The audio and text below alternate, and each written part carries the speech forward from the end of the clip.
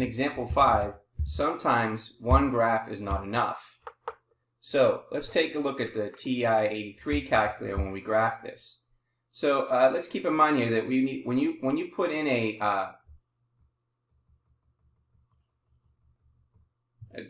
function, just be careful that you're using the correct parentheses. So this is the sine of x, and then we have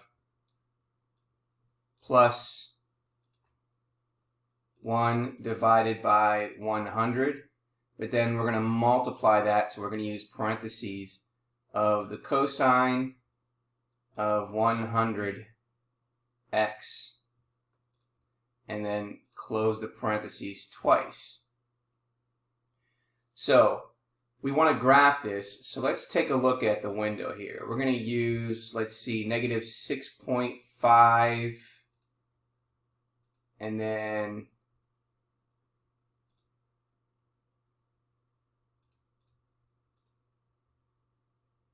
negative 6.5, 6.5.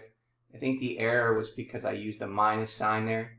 We're going to use negative 1.5 and then 1.5 for our y min, y max.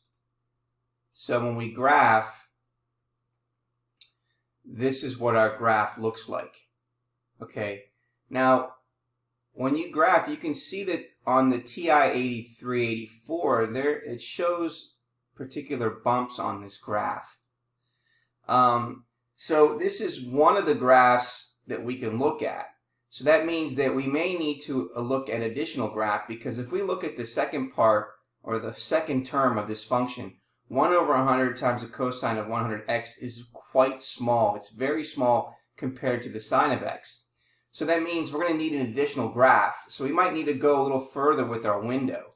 What I mean by that is really make it pretty small. So we're going to put negative 0.1 for our min and our max for both the y's and x.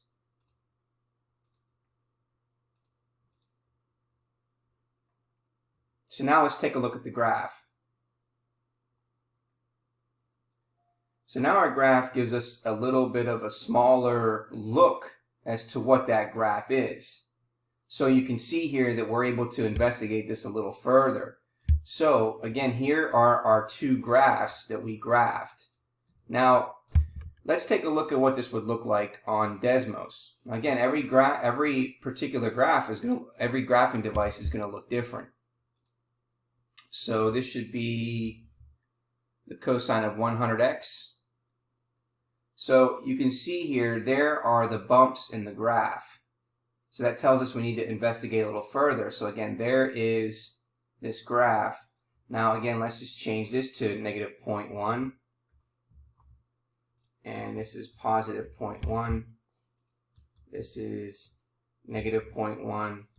And this is positive 0.1. And now you can see the graph that we got from our display earlier. So again, sometimes as you're going through some of these functions, you may need more than one graph to be able to investigate it a little further.